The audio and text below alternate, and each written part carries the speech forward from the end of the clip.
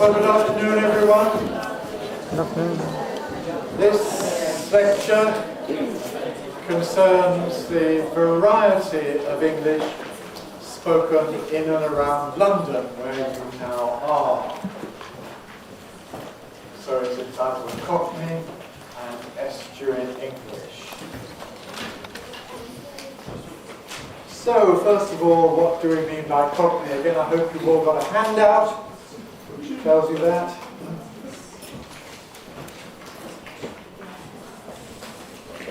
So Cockney is the traditional name for the broadest, most deviant kind of London working class speech. And perhaps I need to say traditional London working class speech, because interesting new research has shown that London working class speech is changing under the impact of new waves of immigration, West Indian and now Bangladeshi in particular influencing it, which put briefly means that people growing up in London more and more are flexible. They can put on different personae, assume different identities depending on what they want to do. So if we take the word thing, everyday word, this has a traditional London working class Cockney pronunciation, thing, with an F sound instead of a TH sound, a labiodental fricative instead of a dental fricative, thing. On the other hand, West Indian working class speech uses a plosive instead, giving you ting, ting, and where we might say and so on, Jamaicans often say and ting, and so on, and things. But white or non-West Indian kids growing up in London schools all know about this, and they can do it. And if they decide they want to be black for the day, they can be black for the day. Likewise, if black children decide they want to be London working class, they can do that. So we're in a bit of a mixing situation, and there's some interesting research going on at Queen Mary College, Sue Fox and her associates, which we're awaiting the results for. Anyhow, Cockney is similar to a lot of localized non-standard English. We're talking not just about pronunciation here, but about grammar and usage and so on, phraseology. And it has special usages such as rhyming slang we shall look at. Now, if we look at the pronunciation of the phonetics, it's clear that Cockney is identifiably southeastern, a sort of first cut of local varieties in England, which we'll come to in the second lecture on this sort of topic. We've got sort of southern versus northern, and within the south we've got southeastern versus southwestern. And yes, London is southeastern. Looking at matters historically, I think we can say that Cockney is innovative in that it has really all or most of the sound changes associated with received pronunciation that you learn, plus some more. Whereas Northern English typically doesn't have all of the sound changes associated with received pronunciation. It's more conservative in various respects. So is Southwestern English. So this reflects the fact that London for 500, 1,000 years has been the powerhouse of innovation in English pronunciation, and particularly London working class speech. So this is nothing new. This is an ongoing phenomenon, but it means that looking at London working class speech may give us some idea of the directions in which English in general is likely to develop in years, decades, centuries to come. Let's have a look at rhyming slang. Well, I could have said, let's have a butcher's at rhyming slang. I think most people in England know that to have a butcher's is another way of saying to have a look. Yeah? Yes, to have a butcher's. And this is so-called rhyming slang because it goes back to the expression a butcher's hook, a bill hook that you would use to cut animals up and whatnot. The way rhyming slang works is we take our word, look, we find a phrase or whatever that rhymes with it, look, hook, but then we forget the last part. And so we're left just with butchers. Have a butchers. So it's also a kind of secret language, because unless you know it, you don't understand what it's about. Now, traditional Cockneys have lots and lots of these expressions. Some of them are part of common English and everybody knows. Others are much more restricted. Some are still a secret to anybody who didn't grow up in a particular part of London. It's often difficult to know to what extent Londoners are playing up, as we say, that is intentionally using these expressions to give an impression of being Cockneys. I mean, we have a gardener, a Londoner, who can do this all over the place if he chooses to. He tells us that's the way he grew up in their family. I'm not sure that I believe him. But anyhow, he can certainly switch them on and off, as many Londoners can. So there are things like plates, which are your feet, plates of meat, feet. You go up the apples, that's the apples and pears, or the stairs, and so on and so on. And indeed, it seems that rhyming slang is still alive and well and developing new expressions. So put on your Tonys, that's your flares, trousers of a particular fashion. Grab your Rogan Josh, it's Josh in Indian English, but who knows that? This is an Indian food that everybody buys and knows from the supermarket, and in English it's called Rogan Josh, so that rhymes with dosh. Now dosh itself is already a slang term meaning money. So here we have Rogan meaning money, and go for a Germain. There's a picture of Germain Greer, well-known Australian writer and academic, lives in England, and so a Germain Greer is a beer. Well, again, I can't vouch for how authentic this is, but it's claimed that people can say that.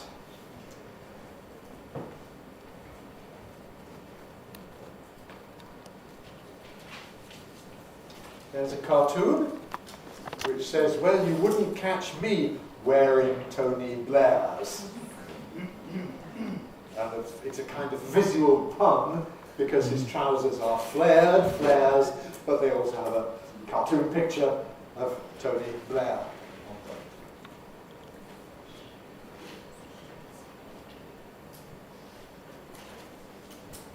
them. Oops, not too far. If you look at the handout, you'll also see the second paragraph which says there is an accent continuum in London and the South East. It's important to realise this. Cockney isn't a sort of separate thing, and received pronunciation, standard English, another separate thing. There is a whole chain, a whole continuum of possibilities between them. You can be speaking received pronunciation with no localizable features other than England in your pronunciation, or you can have mild southeasternisms that people might pick up on and say, aha, I know you must be from the London area. Or you can have considerably more marked features of this kind. And the same applies with the grammar you use. It can be standard, or it can have various local, non-standard features. And the term Estuary English has come into use in recent years, really to refer to this intermediate kind of English that falls somewhere between broad Cockney dialect at one extreme and standard English with received pronunciation at the other end. And if we take those two extreme points, it's fairly clear that most people fall somewhere between the two extremes. And if Estuary English describes those people who fall between those extremes, it means that there are millions and millions of speakers of Estuary English. But it also means that Estuary English is very difficult to define because it covers a vast range from those whose speech is just marginally southeastern to those whose speech is more or less Cockney. And depending on the attitude of the person talking about it, you may find very different meanings attached to the notion of Estuary English. So David Rosewarne, who coined the term in 1984, gave as examples the man who is now Lord Tebbit. He was then a politician, Norman Tebbit, who speaks grammatically entirely standard English, but you can tell he comes from the London area. Another person who might be described like that is the current mayor of London, Ken Livingstone, who, being an educated man, of course, speaks standard English, but you can tell he's a Londoner. On the other hand, you also get people denouncing Estuary English as something disgusting and awful, and people ought to speak proper English, not like that, and they can often be referring to features that are really more or less Cockney.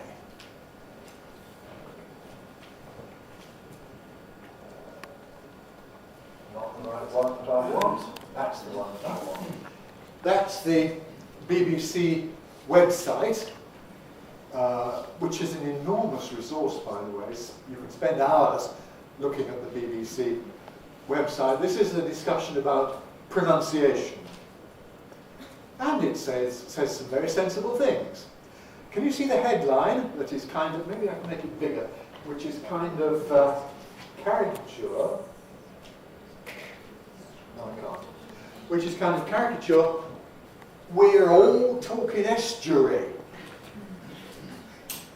Is Estuary English flooding the country? Now there you can see all, spelled A-W, all, which reflects what we call L vocalization, rather than the very careful pronunciation estuary. We've got a more popular version, estuary. I must say again, my pronunciation falls somewhere between those two possibilities. I would normally say estuary, which doesn't have a J in the middle. Estuary isn't quite as careful as estuary. Some people would tell you there's no such thing as a homogeneous estuary variety of English. I just told you that. Others see it as a non-regional accent that will soon be widespread enough to rival received pronunciation. Some explain it as a spread of some London features to other parts of the country through geographic mobilization, people moving around, while others consider it more of a social change, with more upper middle class people keen to sound less posh. Indeed, not just upper middle class, but upper class people, of whom there are not very many, but consider the royal family. Prince Harry has been alleged to be talking Estuary English. He's, of course, talking like his mates in the army that he is now a part of. It's even been suggested that speaking estuary is just another fad, like the mass affectation of the Liverpool accent in the 1960s. Well, linguists don't yet agree whether or not this thing really exists, and if it does, how far it's flooding which part of the country. If you look at your reading at the bottom of the handout, the most scholarly work by far is the one by Joanna Przedlacka, the bottom reading one, bottom but one line. Joanna Przedlacka with a book called Estuary English, in which she demonstrates pretty clearly that it is not uniform, but there are differences, geographical differences around London still, so it's quite wrong to say that a single thing has swept all of the southeast. Well, we'll come to that too in a minute. Right. Now, this is from a popular newspaper, from the Sunday Times, over 10 years ago. because at that time everybody was getting very excited about this supposed new variety, Estuary English. I have to emphasize that Estuary English is a journalist's expression. It's not really a linguist's expression, because it's not well defined linguistically. So there are examples of people who are supposed to be speaking it. Norman Tebbit, Ken Livingstone that I mentioned, Jonathan Ross, television presenter, Ben Elton, another television comic. And that's compared with what they call received English speakers. Joanna Lumley, popular actress in Ab Fab, Absolutely Fabulous. Or indeed the West Indian newsreader, Trevor MacDonald. Contrasted with Cockney, here were the actor Bob Hoskins and the boxer Henry Cooper. And there in the middle you can see this claim of Estuary English's steady march from its Essex home. Why Essex? Somebody's confused estuary and Essex. This word estuary refers to the Thames estuary. And that's what David Rosewarne called it, because it extends from the upper reaches of the Thames, Reading, Oxford, places like that, down to the sea. Nothing about Essex at all. This is just a misunderstanding. But widespread. Supposed to be spreading then, the Cockney-based language all over southern England. Well, it's rubbish if we look at this going down to the southwest. And Piedlatska has shown that it's actually not accurate, even quite close to London. Anyhow, you've got this caricature of a phrase, so what an absolutely delightful meal this lunch was. Thank you, that's meant to be the RP version. What an absolutely, I don't think so, delightful meal this lunch was. Cheers. That's meant to be the Estuary English version. It's slightly off because these are journalists, not linguists. And the Cockney one is meant to be what an absolutely delightful meal this dinner was. Cheers, Mum. You can't really show it with respelling, but there how we go. Now that is a screenshot of the web page that I set up about Estuary English, because I thought it would be helpful to have all the sort of references in one place, so that if you want to pursue this, you can do so. That's a bit of, you can see the reference up there, and it's on the website at the bottom. And if you want to pursue this, you can go to there at great length. There's a reference to Joanna Piedlatska's book, another book by Ulrika Aldendorf about Estuary English, again based on actual observations, data collected. Most of the others are just impressionistic or journalistic stuff. So there's a popular book called Did You Want to Say Something?, which is really about Cockney rather than estuary. And a not too bad book, which is it's out of print now, called Do You Speak Estuary by Paul Colley. And there are hundreds of other articles and so on that web page that you could follow up. I have to say that I haven't really added very much to this web page recently, because nothing has come out really recently. The whole media interest has more or less died down. Well now, what have we got in the way of phonetics?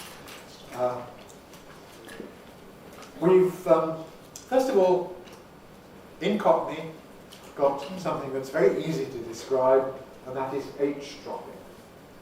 And that means wherever you get an H in received pronunciation, an H sound, glottal fricative, you don't in Cockney. So it means that thing there, I've got a pointer somewhere, haven't it, is an ammer rather than a hammer. It's ammer, hammer, and it's made up of two parts, the ed and the andle. And I've transcribed them all for you, so there's ammer, there's ed, and there's andle. That shows something else we'll come to in a minute, L vocalization, rather than andle, we get andle. There's a picture of an LVR. An LVR. There are great jokes going around about the National Health Service calling it the National Elf Service. An elf is a kind of fairy little being.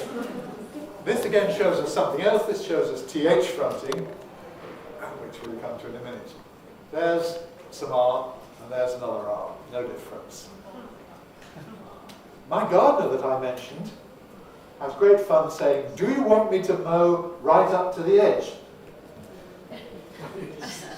And it might be the hedge, or it might be the edge, but they both sound the same, the edge. I tell you, he's a Londoner, he's well aware of this, and I think, takes delight in saying things which are ambiguous and uncertain. Most Londoners, certainly those who have any degree of education, know which words are meant to have edge and which words are not. And it's one of the big shibboleths, one of the things that people pay attention to. If they want to speak in a formal sort of way, they take great care to restore the edges where they're required. Sometimes, though, people are not all that educated, and they may get them wrong and put them in where they're not wanted. You'll find this, of course, in Charles Dickens. People saying "hoffice" instead of "office," or "Easter egg" instead of "Easter egg." But I think that's more or less disappeared from Cockney nowadays, even if it was here in Dickens's day, a century and a half ago. You do hear this in the north of England now. You do hear this among West Indian immigrants in London now. Jamaicans are notorious for doing this. All the people from the other islands wouldn't do it at all, but they tell you that's what Jamaicans do, and they're quite right. And you can hear this sort of Easter egg thing from Jamaicans.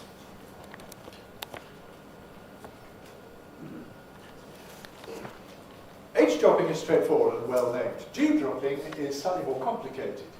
What it means is that the ing ending, ing, is pronounced with an alveolar nasal, talking, rather than a velar nasal, talking.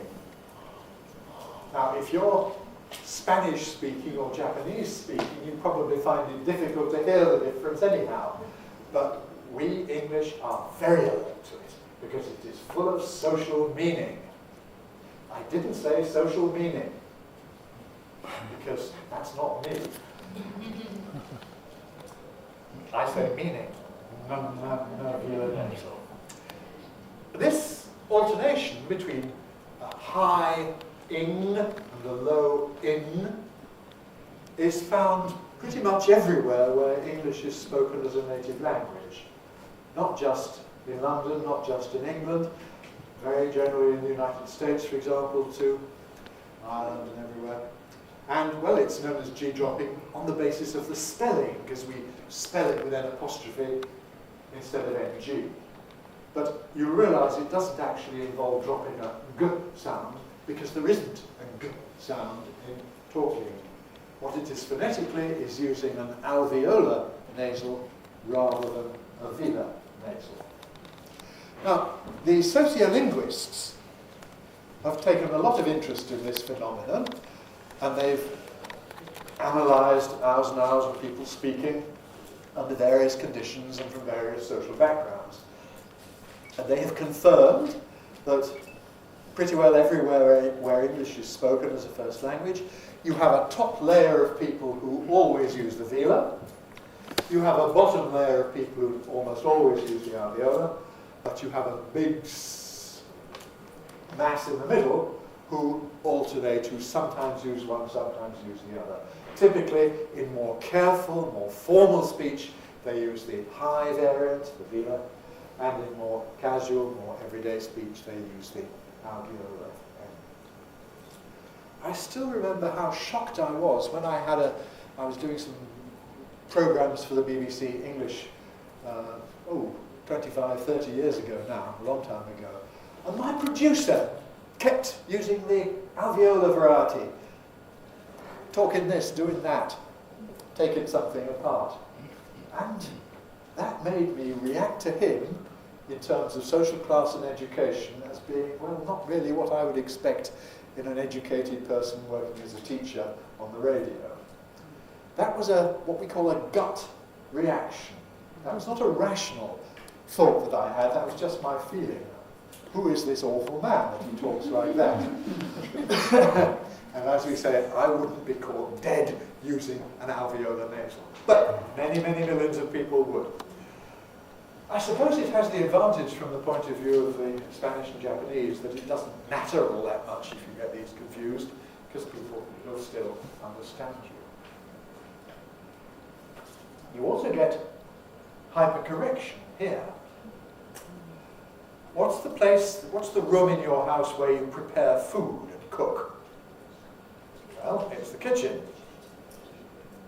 Can you see that some people might think that it ought to be called the kitchen? Yes. Kitchen. That's called hypercorrection, because they're aware of the alternation and they overdo the correction away from it.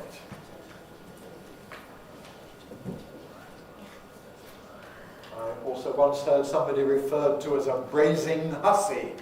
Now that's the word brazen, made of brass. That's a cliche expression to call someone a brazen hussy, but this speaker had overdone it and made it brazen. Now that was about the ing ending on verbs and so on in general, but we have to distinguish that ing from the ing in words like something. So first of all, the ordinary ing, the ing, we've looked at running and running already, evening and evening. It isn't necessarily an actual verb ending. By the way, while we're on that word, can I draw everybody's attention to the fact that it consists of only 2 syllables? Evening. I often hear, particularly from German learners for some reason, a 3-syllable pronunciation, evening, which hasn't existed in English for over 1,000 years. We've got spellings from Anglo-Saxon that show quite clearly it was 2 syllables even then. So, evening, or evening, good evening. Feeding, now we can have feeding, we can also get with a syllabic nasal, feeding. Similarly, putting, its low variant putin can become putin. One gig with the glottal stop, putin. Eating your pudding. No, eating your pudding. Sorry, that's pudding, which has a voice like pudding. So it's eaten for eating. That doesn't exactly happen with the compounds of thing. Something, anything, nothing, anything. Something, standard version. Anything, standard version. It can have a weak E, or it can have a schwa, anything, don't mind. There are some of its non-standard equivalents. Something. That's rather careful, London. Something. Less careful, London. Something happening. Something happening. There's another version which is summit, which you actually get particularly in the north of England, summit. And this etymologically goes back to somewhat rather than to something. So it's slightly different. Likewise with anything, we've got local variants in London, anything, and also with th fronting, anything. Anything might happen. The one that corresponds to the summit here is out, which goes back to the standard ought, A-U-G-H-T, out and so on. Not in London, but in various other places. As they say in the north of England, you don't get out for nout. Do you understand that? You don't get, I'll say it in more standard pronunciation, you don't get out for nout. Now this is not out, going out, this is out meaning something, ought. So even more standard, you don't get ought for naught. Which means unless you pay properly, you won't get good quality. You don't get anything for nothing.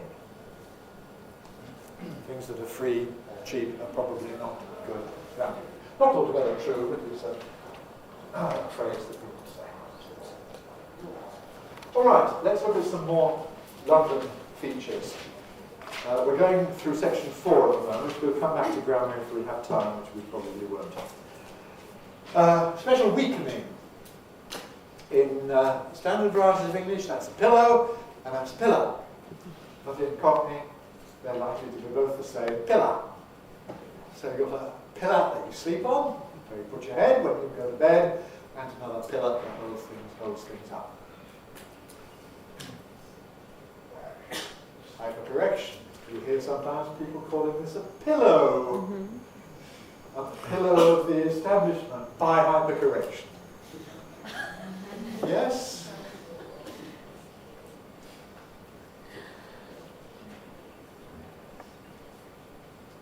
Do you remember in Dickens, is it Nicholas Nickleby, where there's a schoolmaster called Mr. Squeers at a school called Do the Boys Hall, which is a terrible school, very bad quality.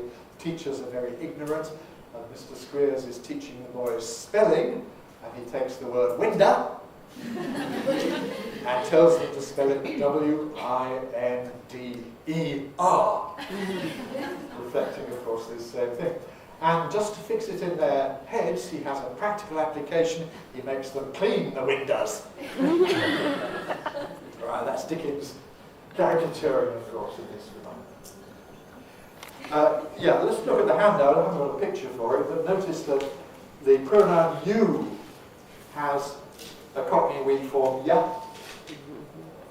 which you can get this sort of medial in a sentence, even in posher varieties of English, but not at the end. So in the phrase see you, goodbye, that weakens to you, but no further. It doesn't weaken to see ya in standard varieties. But in Cockney it does. So in London you can say goodbye to someone as see ya, or, you know, I don't love ya. I wonder if you know the soap opera on television called EastEnders. EastEnders is full of Cockney, and you'll hear plenty of examples of that sort of thing in EastEnders. Okay, well now this is the next thing we have, TH fronting. Dental fricatives moving forward in place of articulation to labiodental. So thing changes to thing, mouth changes to mouth, mother changes to mother, 33 changes to 33. 33. It's actually quite difficult to hear this, of course, because the two sounds do sound pretty similar. If you can't see my lips, you may not be sure which word I'm saying. Am I saying fin, or am I saying thin? If I go thin. Difficult to tell. Nevertheless, lots of people have commented to me that David Beckham, our footballer, keeps doing this. Why should that be? Well, the answer why that should be is that David Beckham is a Londoner, and so this is what comes naturally to him. So they will win by 3 goals to 0. 3, 1, 2, 3. And if he says, I've got 3 tickets, that's ambiguous. It might mean either 3, no money, or 3, 1, 2, 3. All right, so that's TH fronting. Very widespread. It's a good question, is this part of Estuary English or not? And that depends how we define Estuary English. I've proposed a definition that Estuary English is standard English with a southeastern accent. So I'm cutting off the sort of Cockney dialect, uneducated end of it, where education means using standard English. And for that, it's probably best to say, no, this isn't part of Estuary English, because this is lower down the scale. But if you take a broader view, then it is. Certainly, this is one of the sound changes that is spreading very fast in Britain today. People have reported it from more or less all over England. People have reported it even from Scotland, which led to claims that Glaswegians are now speaking Jockney. Jock being a word for working class Scot, and Cockney obviously Jockney. And this is based, there's absolutely no evidence for that, of course. They don't sound like Londoners. What they have done is taken this particular sound change. So the word mother, which traditionally in Glaswegian is pronounced mother, something like that, mother, is now sometimes heard as mother. Mother with a V. Still not a bit like mother, but with that particular sound change. So my view of all this is we don't want to talk as if there were separate entities Estuary English, Cockney, received pronunciation. What we need to talk about is particular sound changes spreading. And they go at different speeds and perhaps in different directions. And that's why we end up with accents being different from one another. All our differences in speech are really due to innovations which have taken place in one place but not in another. And so what we have to do is trace these waves of innovation.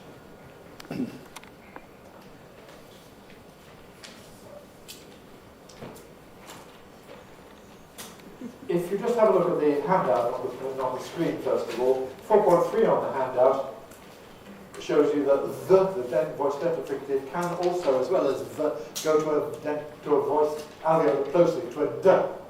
This happens at the beginnings of words.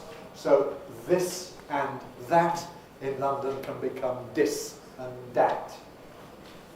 That's what I meant to do. Dat rather than that. Anybody would think they had a Spanish accent of English, but no, that's just one of the things you could do in London. Not for the voiceless one, not in other positions, and not to the exclusion of labial. So this and that can be this and that, it can be this and that. You can also elide them entirely and say it's and that. In context, you can use other things, and this for and this, all this for all this, where we have a change to an assimilated nasal or lateral respectively. So very great variability. Let's move on to the next sound change we've got, which is L vocalization. Again, something that seems to be spreading rather fast.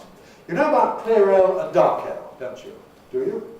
Anyhow, clear L before a vowel, dark L elsewhere. In my kind of English, clear L is as in let, dark L is all as in tell. Well, this sound change affects dark L only. So where I have a dark L, milk, bottle, shell, that's where this change applies. And it means losing the tongue tip articulation, leaving behind just the velar component of darkness. So milk, bottles, shell, and that's a bowl. That's a pencil, pencil, and that's the great wall.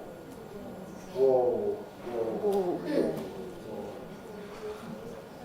Okay, we call it vocalization because it means changing into a vowel. And what is most interesting, actually, is the fact that speakers round this vowel. Because dark L has the lips spread. Shell, milk. But unlike Korean, shall we say, English doesn't have a vowel. U, back, unrounded. Unlike Japanese, we don't have a sort of thing. When we have a back vowel, we want to round it, because that's what comes naturally to us. So we don't say milk or something, we say milk. Milk, with a familiar kind of U articulation. Milk.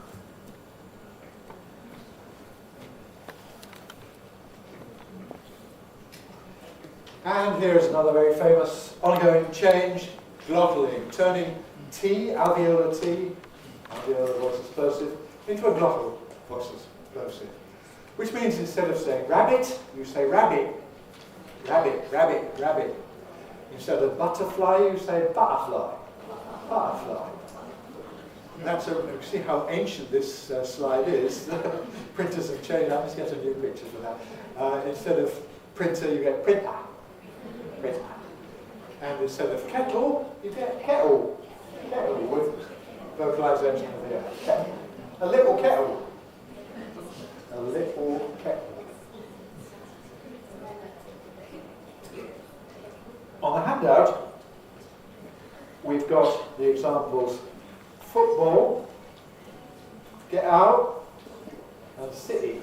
Now these are arranged in a kind of hierarchy of how far up the social scale they extend.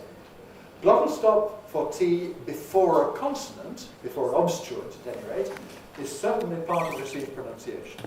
You can hear it in my speech very normally in words like football. Football. Get back. Get back. it doesn't. It doesn't. And in that respect, I'd probably differ from Daniel Jones, who probably wouldn't have done it there, though I'm not so sure about that. But certainly for my generation, and remember I'm now retired and elderly, for my generation it's quite normal to have a glottal stop for T before an obstruent. That's a plosive, fricative or affricate. I'm a little bit dubious about them before a nasal, as in quite nice, but I'm okay with that. I think I have a sort of stylistic alternation. I have a careful, quite nice, but an everyday, quite nice. So that's yes in my speech. And even before semivowels, quite well. Quite well. That's okay across a word boundary for me. I have a more careful variant, quite well, if I can say quite well. I'm not quite so happy with it within a word.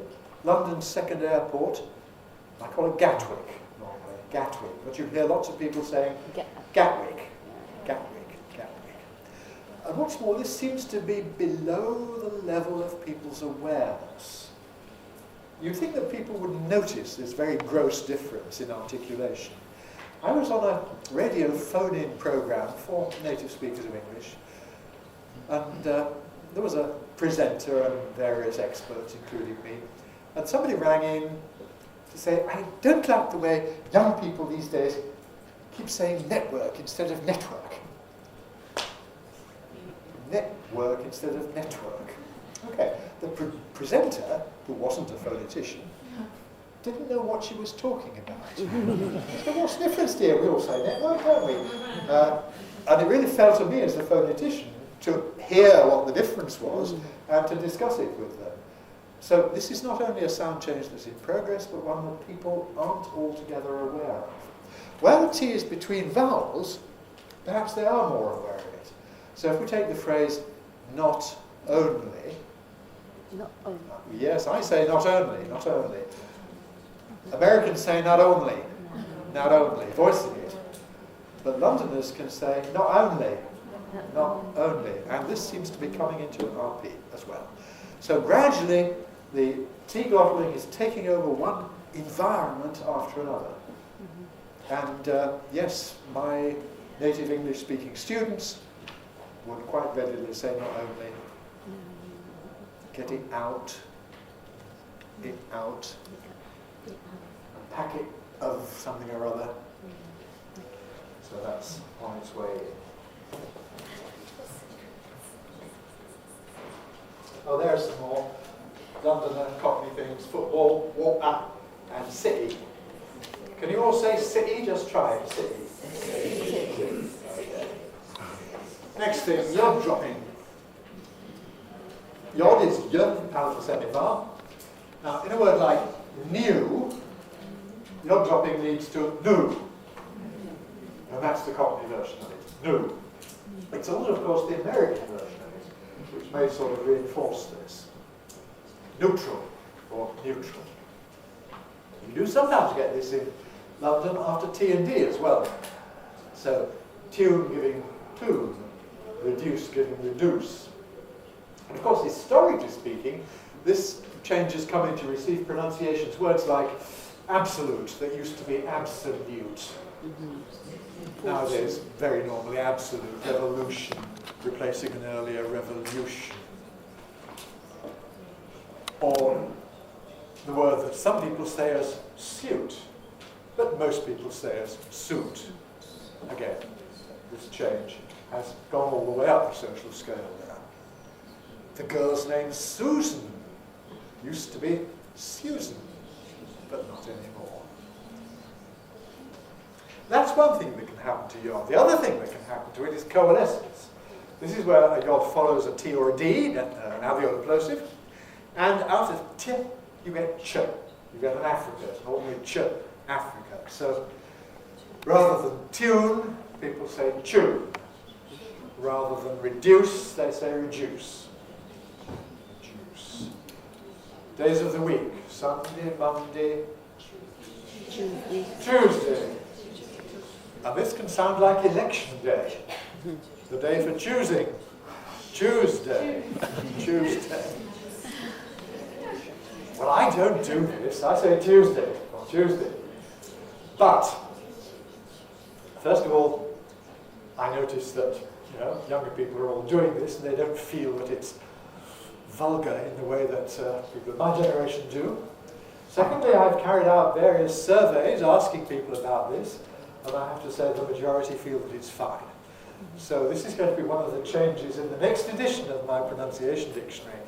These words, instead of having a special mark against them saying, well, you can do this, but it's not standard, I'm stripping away that special mark, and it will give it as a normal variant. I'm still going to give Tuesday as the first choice, but Tuesday as another possibility.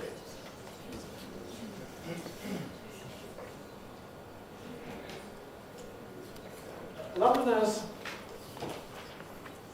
have a striking change in certain vowel sounds.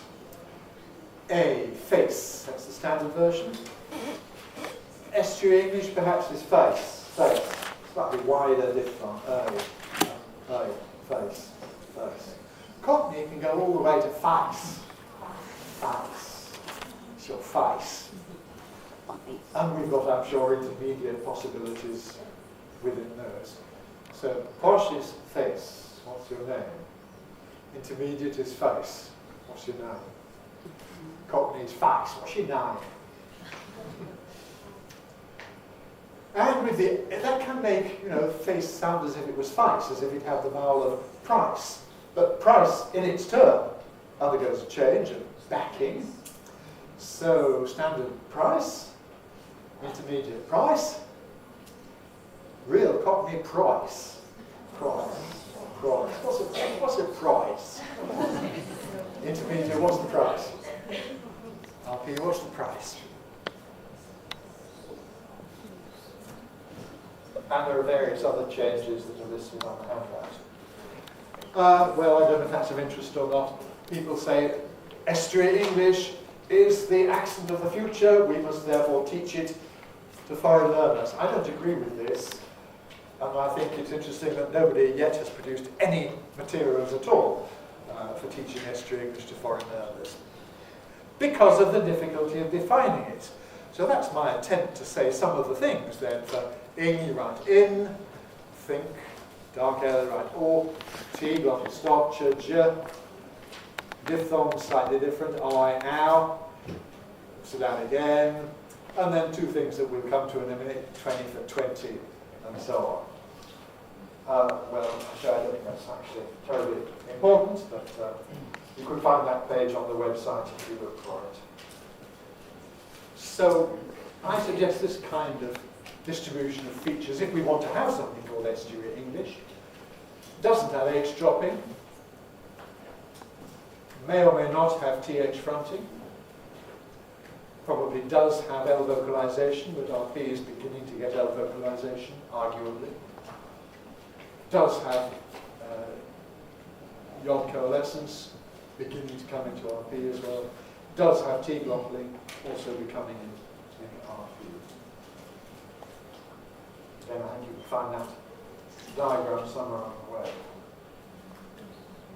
While people are copying it down, should we just have a look at the grammar things you've got on your sheet, section 3, because these are quite important things for you to know passively, not to imitate but to understand people.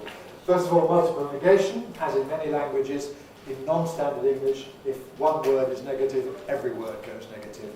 So instead of saying, I haven't ever done anything, you get, I never done nothing. Ain't never done.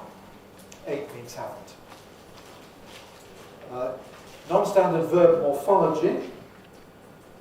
Many English irregular verbs have three forms, see, saw, seen. And in non-standard English, they often have just two. So you can say, I seen him, rather than I saw him. Varies from place to place exactly what. And to disagree with that, where in standard English you say, I haven't. In London you can say, I never. Which doesn't really mean I never saw him in the literal sense of never, but it's just a general negative negator. They done it, irregular, but they did it. You was for you were. You'll hear people all over London saying you was. What was you doing? Where I come from, it's a bit different. Where I come from, you say I were rather than I was. So it's the other way around. You use were all the way through. In London, you use was all the way through. Right, have we finished copying it down? Yes, we can move on. Here's our NT reduction. Okay, you're all familiar with the spelling wanna for wanter. But people think of this as American. Well, it is, but it's also Cockney and London. So in a phrase like, I want to be free, you could get that wanna with no T. You can also have this in the past tense, wanting for wanted, and with, for example, it after it, before a vowel in general. Wanted can become wanting. Went undergoes the same sort of change. Went away can become went away. Two other words, 20 for 20 and plenty for plenty. Now, an important difference compared with American English. Americans can do this with any old NT in the appropriate stress positions. So Americans can say summer, summer, and winter. We can't. We have to keep it as winter. It's never winter in English. So this is lexically restricted. Centre doesn't become senna, not in English. It's just, as far as I can tell, just these particular ones you see on the screen. Maybe one or two others, but it's not a general change, it's just these. And I may say that in my kind of English, what I have is a simplification here, because logically there ought to be two T's, want to. So you ought to get extra length, want to. But I simplified to one T, want to, I want to do it. And that's perhaps the first stage of this reduction. It's the one that comes naturally to me. NT reduction. Right, that's the end of the slideshow. I haven't actually covered everything in the handout, but if you want to ask about those, you can do so. So thank you all very much.